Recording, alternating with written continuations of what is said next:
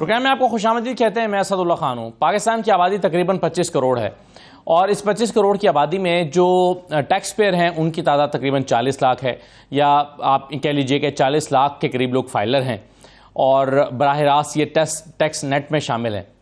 अब जो अपनी टैक्स कलेक्शन का हदफ हर साल मुकर्रर करते हैं, कई सालों से हम उस हदफ को हासिल नहीं कर पा रहे।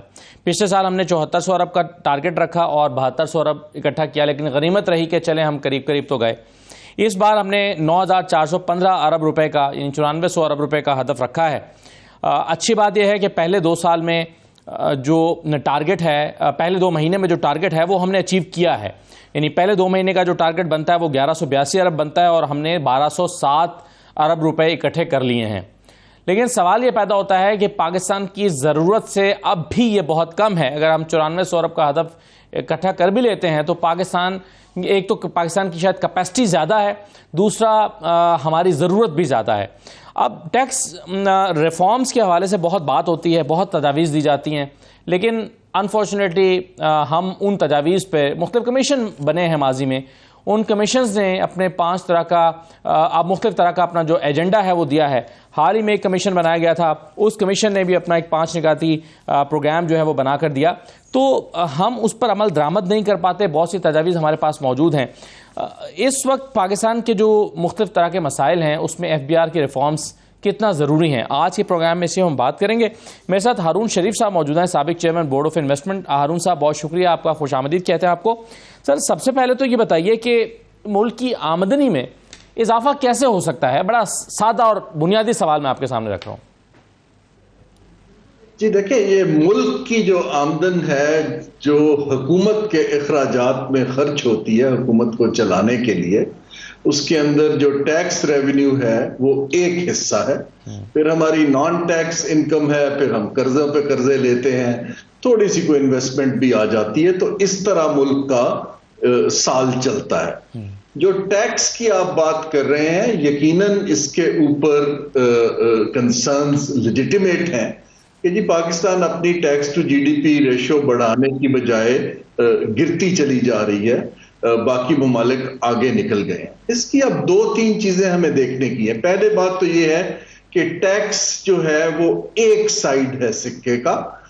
हम लोग अक्सर ये बात नहीं करते कि जो टैक्स कलेक्ट होता है वो लग कहाँ रहा है। सो हमें दोनों साइडों को बैलेंस करना चाहिए। हमें एक्सपेंडिचर को भी देखना चाहिए और टैक्स के इनफ्लो को भी देखना चाहिए। असद साहब, अब जो आपका जो सवाल आता है अहम इस सूरत हाल के अंदर कि ये मशीन रिफॉर्म क्यों नहीं होती, देखिए बात ये होती है कि इसको करने का हमें सीखना है लोगों ने कैसे किया है। लोगों ने ऐसे किया है कि इसको आपने हुकूमत की मशीन से अलहदा करके इंडिपेंडेंट बोर्ड्स को देके CEOs लगाए हैं मार्केट से लेके, जिनको ये काम आता है, और उनको टारगेट दिए हैं कि आपने कलेक्शन भी करनी है और आपने साथ साथ रिफॉर्म करना है। अगर आप उसी ब्यूरोक्रेसी से कहेंगे कि भाई तुम रिफॉर्म कर लो, जहां पे तुम्हारे पर्क्स भी कम हो जाएंगे, करप्शन भी कम हो जाएगी, लीकेजेस भी कम हो जाएंगे, तो मुझे नहीं समझ आता कि हम उसी के थ्रू रिफॉर्म कैसे कर पाएंगे। तो एक तो ये फंडामेंटल जो तरीके की बात है। जहां तक टैक्स पेयर्स का ताल्लुक है, उसका नंबर बहुत कम है। हर बंदे ने बात की है कि आपको डाइवर्सिफाई करने की जरूरत है, हम नहीं करते हैं, और सबसे ज्यादा बर्डन जो है हम उसी पर सैलरीड क्लास पर डालते हैं जिन्होंने 200% ज्यादा टैक्स पे किया है बाकी बिजनेस के थ्रू। तो कुछ बहुत बड़ी डिस्टॉर्शंस हैं असद साहब। सर हारून साहब, ये जो हम बार बार कहते हैं कि जी FBR में रिफॉर्म्स की जरूरत है, रिफॉर्म्स की जरूरत है, ये किस चीज की आप बात कर रहे होते हैं? कौन सी रिफॉर्म्स चाहिए FBR में जो हो ही नहीं पा रही है? जी, रिफॉर्म्स 2-3 तरह की हैं। एक रिफॉर्म तो है कि पॉलिसी रिफॉर्म की जरूरत है टैक्सेशन के स्ट्रक्चर में, और वो पॉलिसी रिफॉर्म ये है कि टैक्स नेट को कैसे एक्सपेंड किया जाए, कैसे इक्विटेबल बनाया जाए, इनकम टैक्स को कैसे बढ़ाया जाए, इनडायरेक्ट टैक्सेस को कैसे घटाया जाए। ये एक पॉलिसी की रिफॉर्म है जो लेजिस्लेचर ने कवानीन बनाने हैं और उन्होंने उसको इंप्लीमेंट करना है। हम उसको नहीं करते और हम बड़े आसानी से, एक हमारे अभी जो टैक्स के एडवाइजर थे उन्होंने कहा जी पॉलिटिकल इकोनॉमी की वजह से नहीं कर पाते। मेरा डायरेक्ट सवाल है कि अगर आप पॉलिटिकल इकोनॉमी को हैंडल नहीं कर सकते तो you have no place to sit there. देखे ना जी, आपका काम तो करना है। दूसरी रिफॉर्म है एडमिनिस्ट्रेटिव, कि हम इसको ऑटोमेशन कैसे कर पाएंगे, लोगों को हरास किए बगैर टैक्स कैसे कलेक्ट करेंगे। बड़ी फाइन लाइन है कि आपने बिजनेस को डिस्टर्ब भी नहीं करना है और इंसेंटिव भी देना है और अपने टारगेट्स भी पूरे करने हैं। वहां ट्रेनिंग की रिफॉर्म्स हैं, ऑटोमेशन की रिफॉर्म्स हैं, डेलीगेशन की रिफॉर्म्स हैं, इनको हम एडमिनिस्ट्रेटिव रिफॉर्म्स कहते हैं। तीसरी रिफॉर्म है इदारे की ओवरऑल स्ट्रक्चर की रिफॉर्म, कि आया वो ब्यूरोक्रेसी उसको चला पा रही है, वहां पर स्किल्स हैं या नहीं है, या इस इदारे को ऑल टुगेदर बदल देना चाहिए ताकि जैसे मॉडर्न ममालिक करते हैं हम भी अपने आप को तब्दील करें। ये एक बड़ा लॉन्ग टर्म प्रोग्रेसिव प्रोसेस है, लेकिन ये लोग करेंगे जब आप लोगों को डेलीगेट कर देंगे। ना सियासतदान कर पाएंगे, ना इसको ब्यूरोक्रेट कर पाएंगे। सही है। अच्छा अरुण साहब, जो पहली टाइप आपने बताई है रिफॉर्म्स की, वो जो आपने कहा लेजिस्लेटर्स ने करना है, पॉलिटिशियंस ने करना है, पार्लियामेंट में ये काम होना है, तो इसमें रुकावट क्या आ जाती है? क्या आपके ख्याल में ये डूएबल नहीं है, विल की कमी आपको दिखाई देती है, या सियासी मसलहतें आड़े आ जाती हैं क्योंकि इसमें अनपॉपुलर डिसीजंस लेना पड़ते हैं, उससे वोट बैंक मुतासर हो सकता है? तो बुनियादी आपको रुकावट नजर क्या आती है इसमें? जिसमें दो रुकावटें हैं, क्योंकि इसके ऊपर एक नहीं बेतहाशा रिपोर्ट्स में लिखा जा चुका है। पहली रुकावट तो यह है कि सियासतदानों को ओवरऑल इसको डीपली समझने की जरूरत है कि इशू क्या है। दूसरी रुकावट इसके अंदर यह बड़ी है कि जो एक क्रोनी अलायंस है कि जो तबकात या सेक्टर्स टैक्स नहीं देना पाते, हमारी आप कभी एग्जाम्पशंस की लिस्ट देखिए, IMF हर प्रोग्राम में कहता है कि जी प्लीज ये एग्जाम्पशंस को खत्म करें। ये जो हम एग्जाम्पशंस देते हैं और बहुत से सेक्टर्स को टैक्स पे छूट देते हैं, वो हमारी उनके साथ एक वेस्टेड इंटरेस्ट की अलायंस है सियासत के साथ, जो इसको करने नहीं देती। तीसरा एक वोट बैंक का कंस्टिट्यूएंसी का फैक्टर है कि एक पार्टी के जो सपोर्टर्स हैं वो ट्रेडर हैं, एक पार्टी के सपोर्टर्स जो हैं वो एग्रीकल्चर के लोग हैं, एक पार्टी के सपोर्टर तनख्वाहदार हैं। हर बंदा अपने सपोर्टर को एक पेटनेज के माइंडसेट से देखता है कि मैंने उनको टैक्स की छूट देनी है ताकि मुझे कल को वोट मिल सके। जब तक वोट परफॉर्मेंस पे नहीं मिलेंगे और पेटनेज पे मिलते रहेंगे तो सियासत के लिए ये स्ट्रक्चरल चेंज लाना सब मुश्किल दिखाई देता है। साहब, आपने भी एक जुमला कहा, आपने कहा कि लोगों को हरास किए बगैर उनसे टैक्स कैसे इकट्ठा किया जा सकता है, कारोबारी तबके की तरफ आपका इशारा है। इससे क्या मुराद है? लोग कैसे हरास हो जाते हैं? यानी जब आप टैक्स सिलेक्शन की बात करेंगे तो वो खुद ब खुद खौफजदा हो जाते हैं, या बाकायदा तौर पर आपको लगता है कि पॉलिसी में ऐसा सुकून मौजूद होता है कि जिसकी वजह से लोग डर जाते हैं, खौफ का शिकार हो जाते हैं और पैसे ही रोक लेते हैं, कारोबारी बंद कर देते हैं या कम कर देते हैं? देखिए, दो तरह के फियर है। पहला फियर तो डॉक्यूमेंटेशन का फियर है कि अगर हम डॉक्यूमेंट हो गए तो जो टैक्समैन है वो आके हमें हर तरह से तंग करेंगे, अंडरहैंड डील्स भी करेंगे, टैक्स बढ़ा देंगे, हमें कोर्ट कचहरियों में जाना पड़ेगा।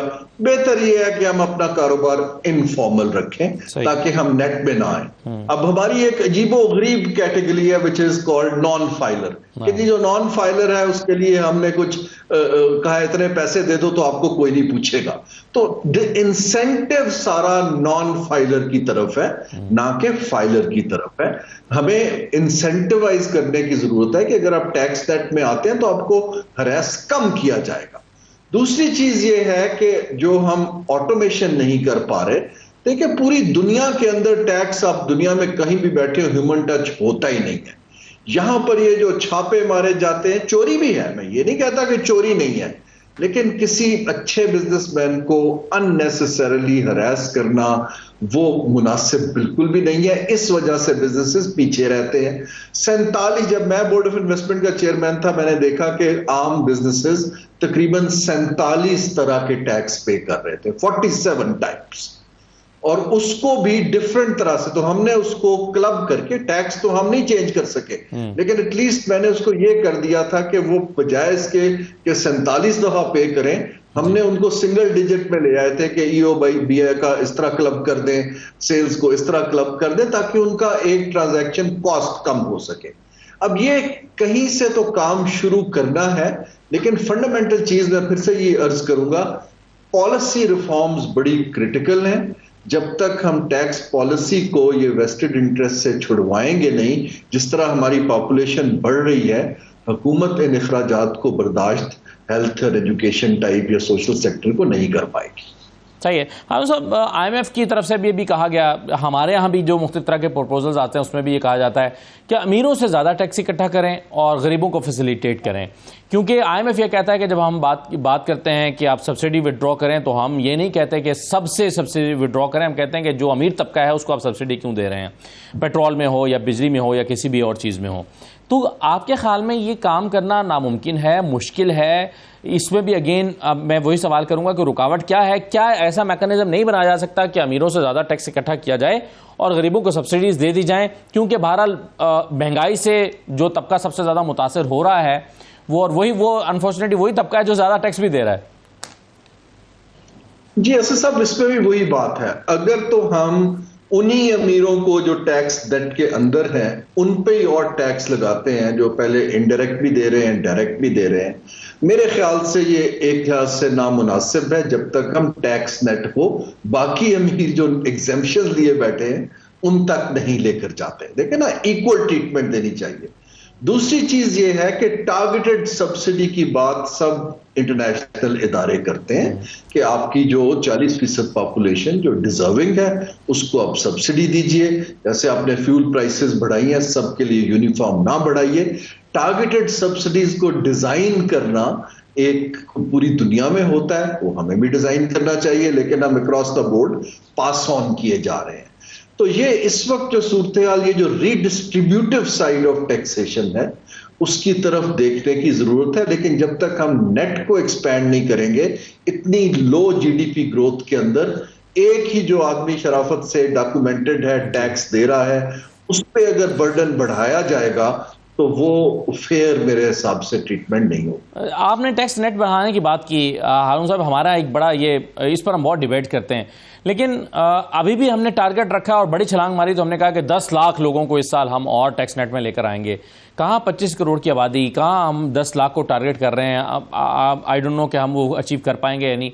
इसमें क्या मुश्किल है? आखिर लोगों को क्या पॉलिसी नहीं बनाई जा सकती? और क्या ये मजबूरी है कि हम कहें कि अच्छा तुम अगर नॉन फाइलर हो, टैक्स नेट में नहीं आना चाहते तो ये जुर्माना अदा कर दो या इतना टैक्स ज़्यादा अदा कर दो, भले नॉन फाइलर रहो? ये पॉलिसी बनाना मजबूरी है क्या? देखिए, नॉन फाइलर का तो कारोबार फौरन बंद करना चाहिए। ये तो एक डिस्टॉर्शन है, इंसेंटिव है कि आप टैक्स ना दीजिए, थोड़े से पैसे दे दीजिए। ये प्ली बारगेन की तरह है, क्योंकि हम आपको नहीं छुएंगे।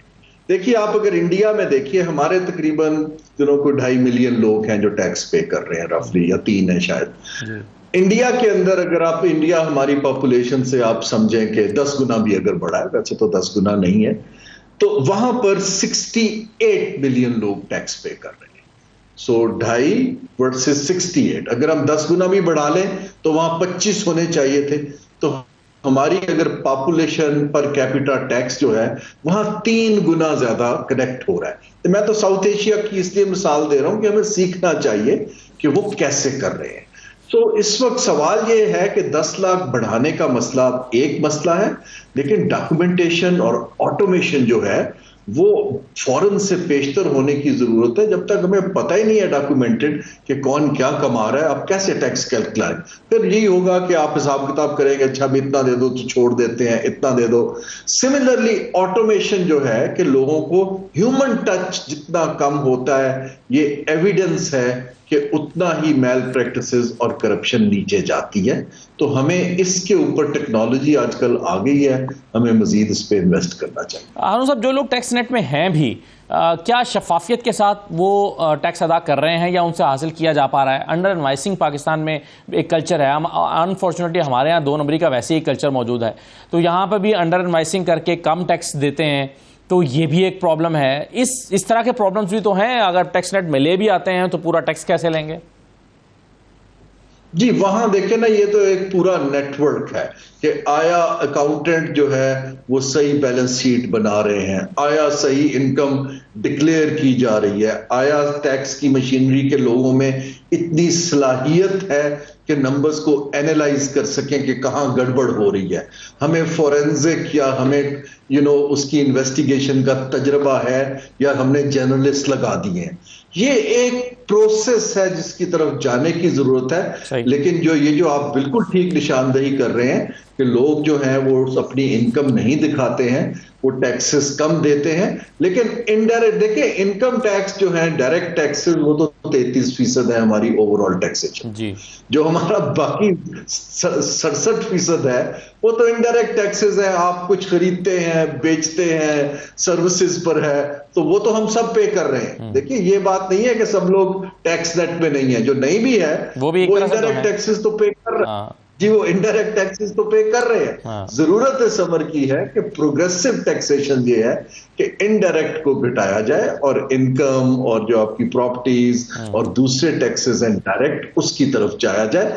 मैं फिर से अर्ज करता चलूं कि जब तक हम गवर्नेंस स्ट्रक्चर एफबीआर का ब्यूरोक्रेसी से चेंज करके प्रोफेशनल्स को हैंड्स ऑफ नहीं दे पाएंगे, रिफॉर्म मैंने बहुत खुद भी कोशिश की, वर्ल्ड बैंक के थ्रू भी की, गवर्नमेंट के अंदर, ये कैबिनेट के अंदर और प्राइम मिनिस्टर के साथ भी कहने की कोशिश की, लेकिन जब तक हम उन्हीं लोगों को देंगे कि आप अपने आप को ठीक कर लें या बदल लें, मैंने दुनिया में कभी इस तरह रिफॉर्म नहीं होते देखी।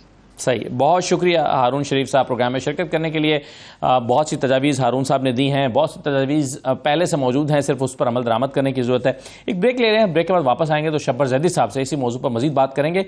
वो चेयरमैन रह चुके हैं एफबीआर के, बहुत सा उनके पास भी कहने को है, उनसे जानते हैं कि वो क्या तजावीज़ रखते हैं। ब्रेक के बाद वापस आते हैं।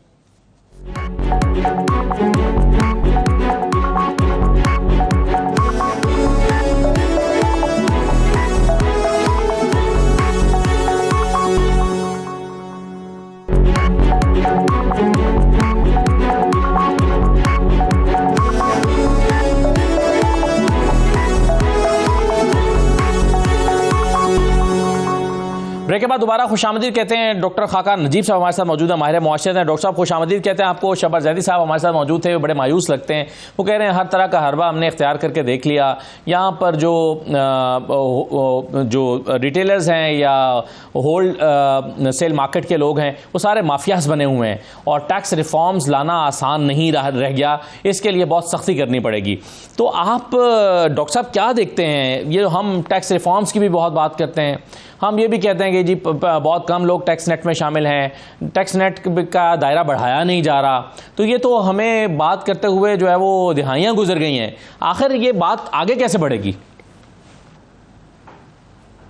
बिस्मिल्लाहिर्रहमानिर्रहीम। असद, एक तो हमें कौम को ये बताना पड़ेगा कि जो पाकिस्तान का फेडरल बजट है वो इतना ब्रोकन है कि जब हम अपना सिर्फ जो टोटल टैक्स में पैसे रिसीव करेंगे और वो दे देंगे प्रोविंसेस को जो उनका शेयर है, तो जो हमारे पास पैसे बचेंगे उसमें हम अगर अपना डेट और मार्कअप देने जाएं सिर्फ, जो 7,303 अरब इस वक्त मिनिमम पे है, इससे ज़्यादा होगा, तो हमें उसके लिए भी 324 अरब रुपए बोरो करने पड़ेंगे टू मेक दैट पेमेंट।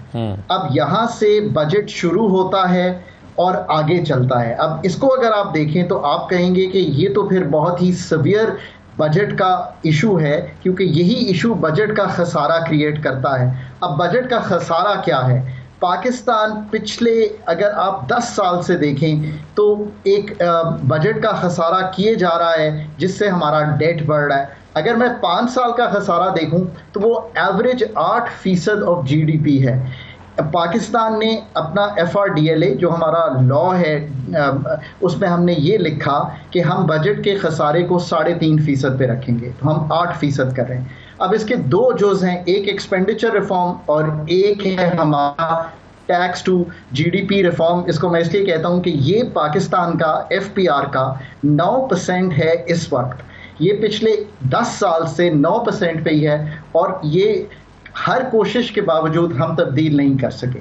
तो अगर आज हमने गुफ्तगू अब फॉरवर्ड लुकिंग करनी हो कि वाकई हम कहें कि नहीं हम इसको आगे तब्दील करना चाहते हैं, बिकॉज डोमेस्टिक रिसोर्स मोबिलाइजेशन ही एक ऐसा जरिया है जिससे हम फॉरेन बोरोइंग और मल्टीलैटरल्स की बोरोइंग और IMF से निकल सकते हैं। पहले तो ये तय कर लीजिए बजट कितना ब्रोकन है आपके सामने है, एक्सपेंडिचर का रिफॉर्म भी करना है, हम अगली नशिस्त में उस पर गुफ्तगू कर लेंगे। सो अगर आप FPR का रिफॉर्म लेके चलें तो पहली तो ये चीज़ है, मैं बड़ा सादा सा इंसान हूँ तो सादी सी चीज़ें रखूंगा। आप एक तो ये फैसला कीजिए ना कि जो भी FPR का चेयरपर्सन होगा वो 3 साल या 5 साल के टेन्योर पे आएगा। आप मुझे खुद बता दीजिए, ये तो एक आम फहम बात है ना कि पिछले 5 साल में आपने कितने FPR के जो चेयरपर्सन हैं वो तब्दील किए हैं। अगर आप यही करते जाएंगे तो मुझे लाकर आप मौका तो देना कि पहले मैं कुछ पहले साल में टीम बनाऊं, अगले साल में रिफॉर्म शुरू करूं, तीसरे साल में उसके नताइज लाऊं, चौथे साल में उसको पुश करूं। पर इससे पहले कि आप FPR के चेयरपर्सन को चूज करें, मेरे ख्याल में वो FPR की टीम में से ही होना चाहिए। जरूरी नहीं है कि सीनियर मोस्ट हो, the most brilliant person among the top 15 या 20 आप पिक करें, वो खातून या वो हजरत जो हैं FPR को अगले 3 से 5 साल चलाएं।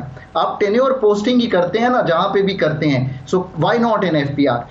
फिर उसको कहिए कि वो अपनी टीम बनाए and let him or her make that team. I think ये पहला रिफॉर्म है। दूसरी बात यह कि ये तय कर लें कि ये रिफॉर्म जो है इनवर्ड होगा, होम ग्रोन होगा, हमारी स्टोरी होगी। हमने बहुत से रिफॉर्म किए हैं, आज ऑनेस्टली कह देना चाहिए ना, कितने रिफॉर्म मल्टीलैटरल्स कर चुकी हैं, कितने प्रोग्राम्स आप चला चुके हैं, कितने पैसे आप ले चुके हैं इस बात पे। पर टैक्स टू GDP रेशो 9% है, बल्कि 8.5 पे गिरता भी है, मैं जब अभी डेटा देख रहा था। अब जब आपने ये तय कर लिया कि आपने एक 3 से 5 साल चेयरपर्सन ले आए हैं, तो आपने क्या करना है? आपने उससे ये तय करना है कि at the end of the 3 और 5 ईयर टेन्योर पाकिस्तान का tax to GDP ratio FPR के लिहाज से वो 12% पे जाएगा। ये मैं क्यों कहता हूँ? बिकॉज एक बहुत बड़ा टैक्स गैप है, ये स्टडीज ने शो किया है। यानी कि जो टैक्स इस वक्त लगा हुआ है उसको अगर हम आज कलेक्ट कर दें इस साल में इन्फोर्समेंट और मॉनिटरिंग को ठीक करके, तो आई थिंक हम 12,000 पे होंगे इस साल, जो हम 9,400 कलेक्ट करने जा रहे हैं। सो ये सबसे पहले आपने उसके साथ ये सारे अहदाफ जो हैं वो तय कर लेने हैं कि हम कैसे इसको लेके चलेंगे। इस वक्त सर्विस में, मैन्युफैक्चरिंग में, GST में और इनकम टैक्स में, ये सब आपके सामने है। अगर इसमें नेशनल टैक्स देखें जिसमें एक नेशनल टैक्स गैप की स्टडी एग्जिस्ट करती है तो वो 50% का है। सो ये उसके सामने रखें। अगर ये बात आप तय कर लें, और अभी मैं प्रोविंसेस के लेवल पे जा ही नहीं रहा, तो फिर आप उससे तय करें कि उसका क्या, उसको कोई मौका दें 2 से 3 महीने के, वो बनाए कि 2 एरियाज में क्या करना चाहता है। एडमिनिस्ट्रेटिव रिफॉर्म्स क्या होने हैं FPR में, ये पहला जुज होगा। पॉलिसी रिफॉर्म्स क्या होने हैं FPR में, ये दूसरा जुज होगा। डेटा बेसिस क्या बननी है, कंप्लायंस और रिस्क मैनेजमेंट कैसे होनी है, पाकिस्तान के रिस्क बेस्ड ऑडिट्स कैसे होने हैं, पाकिस्तान की मॉनिटरिंग कैसे इंप्रूव करनी है, इंटरनल ऑडिट्स कैसे ठीक होने हैं। अब आप देखिए, मैं बहुत सी चीजें आपके सामने रखी जा रहा हूं। फिर इलेक्ट्रॉनिक फाइलिंग लोगों के लिए आसान कैसे होनी है। जो 3 मेजर सेक्टर्स हैं आपके, रिटेल, एग्रीकल्चर, इनकम टैक्स, ठीक है वो प्रोविंसेस का सब्जेक्ट है पर उस पर बहुत सा काम हो सकता है। रिटेल एंड होलसेल, इनको सेगमेंट करके कैसे टैक्स करना है ताकि हम इनको प्रॉपरली, हर एक सेगमेंट बनेगा। हाई रिस्क इंडिविजुअल्स का, हाई नेटवर्थ इंडिविजुअल्स का क्या सेगमेंटेशन होनी है। पाकिस्तान पे अभी एक टडाट हुआ है। TADAT is a tax administration diagnostic assessment tool, ये IMF ने रन किया है पाकिस्तान पे। उसका रिजल्ट सामने पड़ा हुआ है जिसमें इंटेग्रिटी की, रिस्क की, अकाउंटेबिलिटी की, ये सारी जो जिसे कहेंगे ना एक जाल, वो बना हुआ है। आपने ये सब चीजें उसके साथ तय करनी है। दूसरी अपॉइंटमेंट आपने करनी है प्राल में। प्राल हमारी पाकिस्तान रेवेन्यू ऑटोमेशन की कंपनी है, उसमें आपने एक टेक हाई टैक्स का बंदा लाना है या खातून लानी है जिसने आके पाकिस्तान के टैक्स के जो निज़ाम है उसको डिजिटाइज करना है और ऑटोमेट करना है। सही है सर, ये तो बिल्कुल सही है डॉक्टर साहब। ये तो आपने इदारे के हवाले से एडमिनिस्ट्रेटिव रिफॉर्म्स हो या पॉलिसी रिफॉर्म्स हो, उसकी तो आपने बड़ा ज़बरदस्त नक्शा खींचा, लेकिन बात आकर फंस जाती है इम्प्लीमेंटेशन पे। जब आप इसको लेकर जाएंगे होल सेल डीलर्स के पास, डिस्ट्रीब्यूटर्स के पास या रिटेलर्स के पास, तो वो आप कितना ही अच्छा निज़ाम बनाना है वो उसको रिजेक्ट कर देते हैं। वो कहते हैं भाई आप जहां जाकर इंप्लीमेंट करना करें, हम इस ज़मीन पर नहीं रहते, हमें ना छेड़ें आप। तो इम्प्लीमेंटेशन का तो सबसे बड़ा मसला तो इम्प्लीमेंटेशन का है, और ये लोग टेक्स नेट में किसी तरह आने के लिए तैयार नहीं है। ये हड़ताल पे चले जाएंगे, ये ब्लैकमेल करेंगे, ये काम रोक देंगे, ये जो है वो सड़कों पर आ जाएंगे, लेकिन अपना शनाख्ती कार्ड नहीं देंगे। तो उसके लिए बताइए कि क्या करें। जबरदस्त बात आपने सामने रखी है। जब आप एफपीआर की टीम आएंगे, इसको एक टेन्योर की सिक्योरिटी होगी 3 से 5 साल के लिए। एक तो वो घबराएगी नहीं किसी पॉलिटिकल प्रेशर में कि वो ये ऐसे लोगों पे जो कि पाकिस्तान में बहुत अरसे से शायद टैक्स नेट में नहीं है या फुल कंप्लाइंस में नहीं है। सो जो पॉलिसी है वो क्लियर होगी, जो पर्सनल है आपने सेट कर दिया होगा, अब प्रोसेसेस सेट होना शुरू होंगे। आप उनको प्री पॉपुलेटेड टैक्स फॉर्म भेज देंगे। इसका मतलब यह है कि उस इंसान ने जब इतनी दफ़ा ट्रैवल किया है पाकिस्तान से बाहर, उस इंसान ने ये गाड़ी रखी हुई है, उस इंसान के ये बैंक अकाउंट है, ये जो प्री पॉपुलेटेड टैक्स रिटर्न होता है ना, इस पे या तो आप मान जाएंगे असद साहब कि आपका यही खर्चा और यही एक्सपेंसेस है और यही टैक्स बनता है, या आप आके मुझे कहेंगे एफपीआर में कि यार ये ठीक नहीं है, आप बताइए इसको क्या करना है। यहाँ technology will play a great role, क्योंकि हम डेटा माइनिंग शायद कर नहीं पा रहे। ऑफ कोर्स सिस्टम्स जिसको हम पॉस कहते हैं, जैसे शनाख्ती कार्ड की आइडेंटिफिकेशन है, ये साथ साथ चलेगा। पर आपकी बात दुरुस्त है, इसलिए हर एक का सेगमेंट फर्क करना पड़ेगा। लार्ज टैक्स पेयर का सेगमेंट फर्क ट्रीटमेंट होगा, एसएमईज का सेगमेंट फर्क ट्रीटमेंट होगा, एक्सपोर्टर्स इंपोर्टर्स का फर्क ट्रीटमेंट होगा, और जिन इंडिविजुअल्स का आपने जिक्र किया है इनका एक फर्क ट्रीटमेंट होगा। ये बात आपकी दुरुस्त है।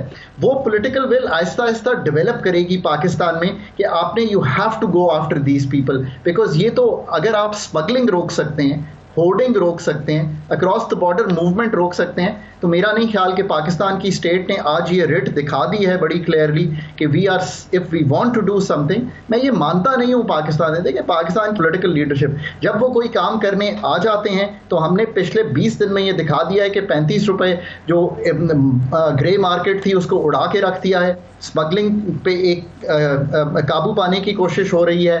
आप होर्डिंग देखें, उस पर क्रैकडाउन कर दिया गया है, एडमिनिस्ट्रेटिव इन्फोर्समेंट फुल कर दी गई है। सो जब हम करने आ जाते हैं, मैं ये हम कर लेंगे। अब आई थिंक एक एटमॉस्फेयर बन गया है कि हमने ये काम करना है। अब इट इज कि हम ये टीम पुट टुगेदर कर सकें कि वो ये काम कर सकें। मैं इतना पाकिस्तान का ये जो जिसमें मैं कहता हूं कि हॉरिजॉन्टल एंड वर्टिकल इक्विटी बनेगी, जिसका जितना टैक्स है वो उतना ही टैक्स देगा। फिर एक काम और करना है, हमने इकोनॉमिक ग्रोथ भी तो लानी है ना।